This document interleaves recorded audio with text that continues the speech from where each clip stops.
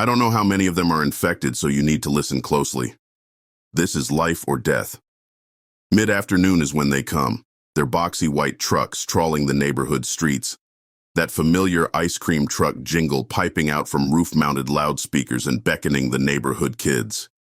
If you hear the song, the one everyone knows, plug your ears until you get inside. Once inside, shutter your blinds, press yourself small in the darkest corner of your house, and wait until the storm passes. And whatever you do, don't let your children near the truck.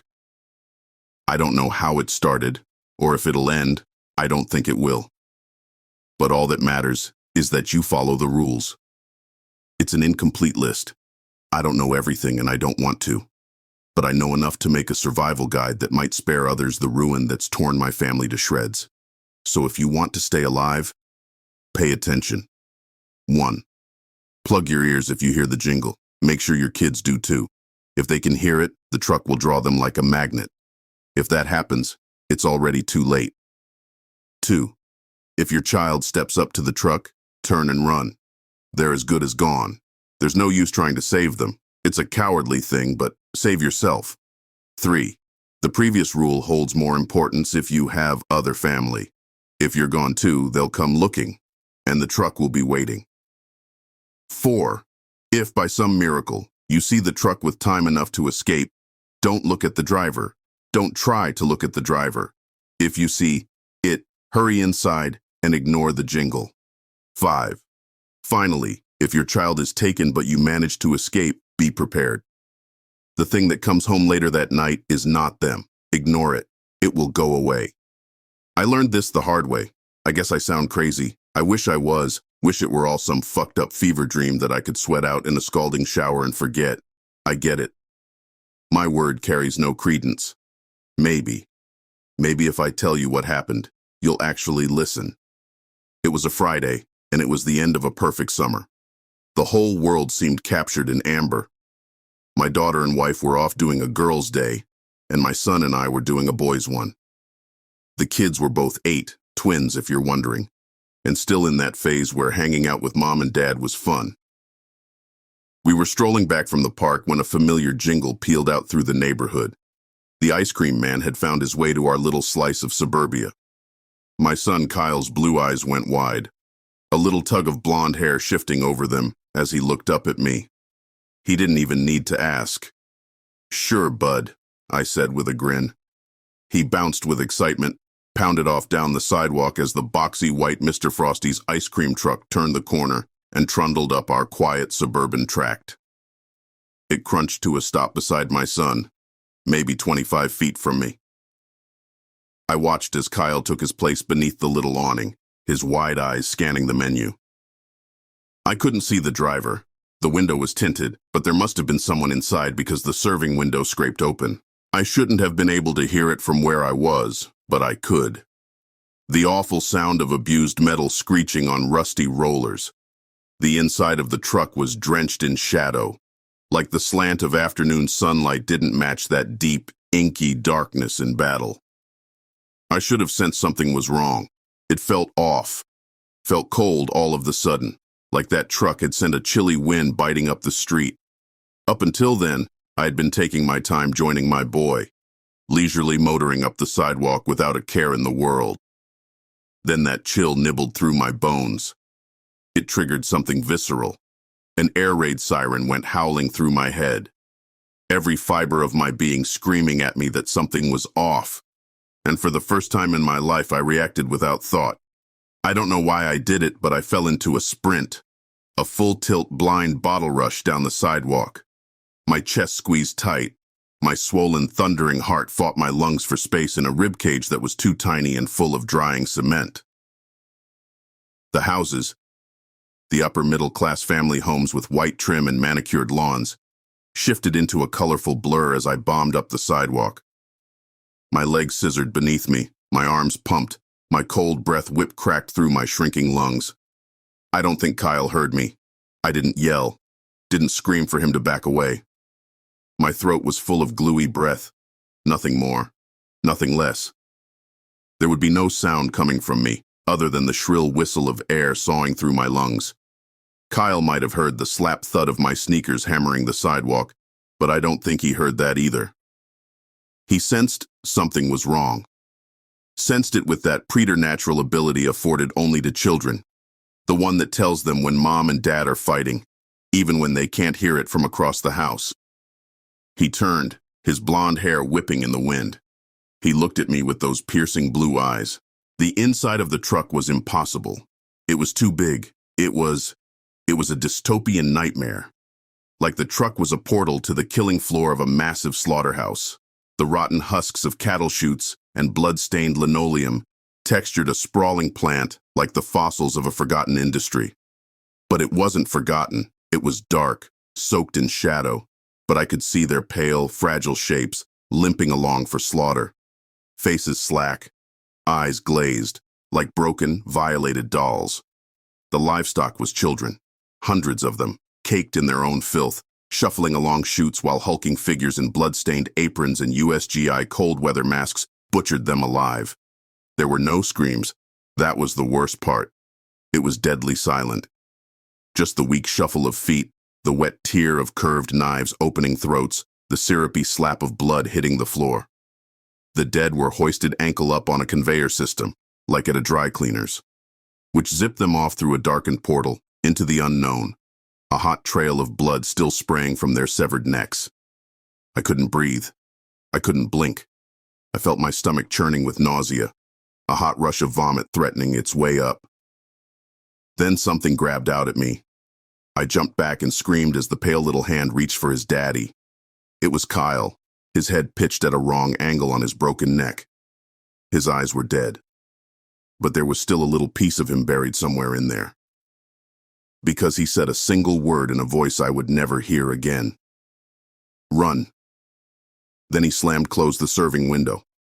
As it cracked shut, I saw the massive spider legs encircle him from behind like interlacing fingers. The hairy legs covered his mouth, his eyes, tore him backwards and sent him into the slaughter line. Then the truck was driving off, the ice cream jingle crackling cheerfully from its roof-mounted speaker. It growled up the street, turned, and disappeared from view, carrying off my only son for good. I'll never forget the way my wife screamed when she came home. When I told her what had happened among the mess of hellish police lights and detectives in cheap suits. Her face crumpled. She dropped to her knees and howled for her son. I hugged my daughter and cried into her blonde curls. The first 24 hours are the most important in abduction cases. But I knew that didn't matter. Knew what I'd seen. Knew my boy was gone for good. Which, as it turned out, wasn't entirely the case. But I knew it just the same on the afternoon that Kyle stopped for ice cream. I didn't tell the detectives what I had seen. How could I? They would have thought I was spinning tall tales to disabuse my guilty conscience of the fact that I had hurt my only boy, and they would have slammed me into an interrogation cell as the lead suspect. So I lied. Told them a Mr. Frosty's ice cream truck had taken him. They put out a statewide APB. They found nothing. Me and my wife Jessica didn't sleep that night. Her face was puffy, eyes red with tears. Maya understood what was happening. Of course she did. Despite being 8, she was smart as hell and quick to catch on. She also knew that Mom and Dad needed to be alone, so she put herself to bed without much fuss. I was numb. My whole body was cold. It was a sick lie, giving my wife any hope. I knew deep down, deep in the furthest pits of my stomach, that our son was dead. All those children were dead. Blindly shuffled up the murder chute to those massive things in bloody aprons, with their gore-drenched knives and their horrific USGI cold-weather masks. My wife had said something. I looked up at her. What? She blew snot into a tissue, crumpled it up. Kyle's out there. We should be looking for him, trying to find that truck. She cut me an accusing glare. She blamed me. I knew she did, which wasn't her fault. The police said I stopped mid-sentence. My daughter's pale shape, gowned in her PJ onesie, clutching her pink blanket, had appeared in the doorway. Honey, I rose and swept Maya up. She looked at me, her eyes wide with fear. Of me, number. I knew at that instant what she was afraid of. "He's home, Daddy," she said. "Kyle's home." The thing at the back door wasn't our son. It looked like Kyle. It walked like him. It wasn't him. It was pale, drenched in mud, its eyes cold and dead, not the warm ocean puddles they had been before, but two icy marbles that could freeze with a look. My wife sobbed, wrapped Kyle in an embrace. He didn't hug back. Those two cold eyes were pinned on me, a knowing smile breaking his face. "Why'd you do it, Daddy?" he said as we led him into the living room. I could feel Maya's body tense up against mine. Knew something bad was about to happen. "What?" my wife asked our son. "Why'd you try to kill me? Try to kill me, huh, Daddy?" "Why? I thought you loved me, Dad. I thought you—" His head reared back impossibly far on his neck, and his mouth curved into a dark O. He made a throaty, gurgling sound. His eyes rolled back into their sockets, showing only the whites. Jessica looked at me, eyes wide, then at Kyle. I don't think she realized she had started backing up. I don't think I did either. We backed into the living room, Kyle bearing down on us, forcing us back. Maya had started to sob into my shirt. Her tears, warm and salty, were warming my chest. The O of Kyle's mouth continued to expand, drawing further and further as he spoke again. Only this time his lips didn't move. And the voice, deeper, warped, like the words of a demon from the mouth of the possessed, came hissing out of his throat. "Why, Dad, why'd you fucking do it? You like killing little kids, Dad? Want to kill Maya? Want to see her pigtails wrapped in brain? Stop." My voice was weak, thin. The thing chuckled as Kyle's mouth continued pulling back. His lips were coated in bile. His teeth were brown and jagged. Jessica's head was on a swivel between our son and me. Her legs hit the couch, and gravity planted her ass on the cushion. She made a surprised "oh" sound. It was lost in the hoarse voice that had hijacked my son's mouth. "Wanna bash her little head in? Hammer it until crumples and all those little girl thoughts and feelings come spilling out?" The corners of my son's mouth tore. Rivulets of blood sledded down his throat. His mouth continued to pull back, like his head was splitting up on a hinge. "Make him stop, Dad," Maya moaned. I couldn't speak. My voice was lost. I fished for it, my Adam's apple bobbing, but it wouldn't come. Kyle's mouth split wider, wider, bone and tendon snapping and crackling, his lower face soaked in blood. "Want to be a butcher, Dad?" The voice within my son chuckled, hacked through gristle and vein and the stretch of pink flesh connecting tiny heads to tiny bodies. Feel the warm rush of blood over your hands. Feel your knife scrape bone as they drain. I saw his throat distend and undulate, like there was a knot of fingers trying to claw their way out. Want to watch the light bleed from their eyes as their life bleeds from their throat? Want to, Dad? Want to? Then Kyle's head tore back, his cheeks ripping, his mouth forced open in an awful, hellish grin, and the mass of hairy spider legs exploded from his throat. My wife started to scream, and one of the spider legs batted her across the face. Her head snapped around, crackled, and she pitched forward, with as much life in her bones as a sack of grain. That galvanized me into motion. I tossed my daughter onto the couch and lurched for the rack of fireplace tools.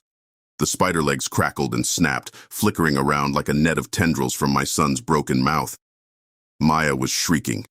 Her face crumpled in terror. The spider legs lunged for her, shot forward for her delicate little form. I tore the poker free of the fire rack and whipped around, using my forward momentum to bring the instrument down with as much force as I could muster. Only I missed. Oh God, how I missed. Maya had lunged away from the spider thing trying to kill her. She had lunged right into the arc of my swing.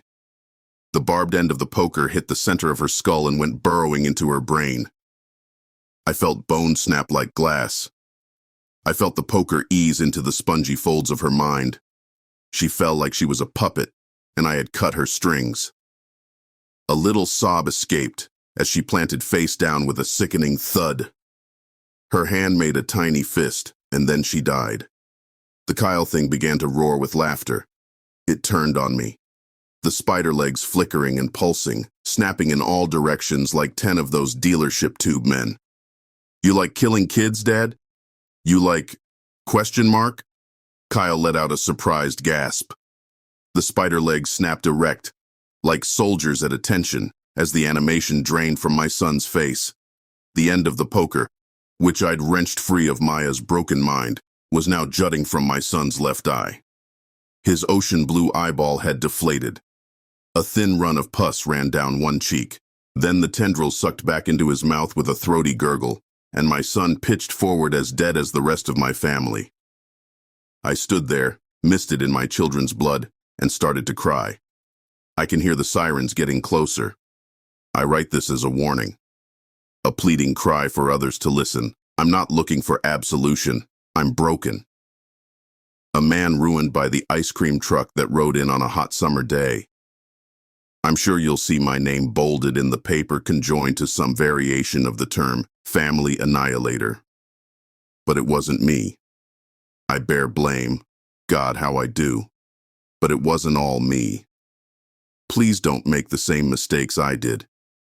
And if your kids ask for ice cream, buy them a tub of the store-bought stuff. It's just as good.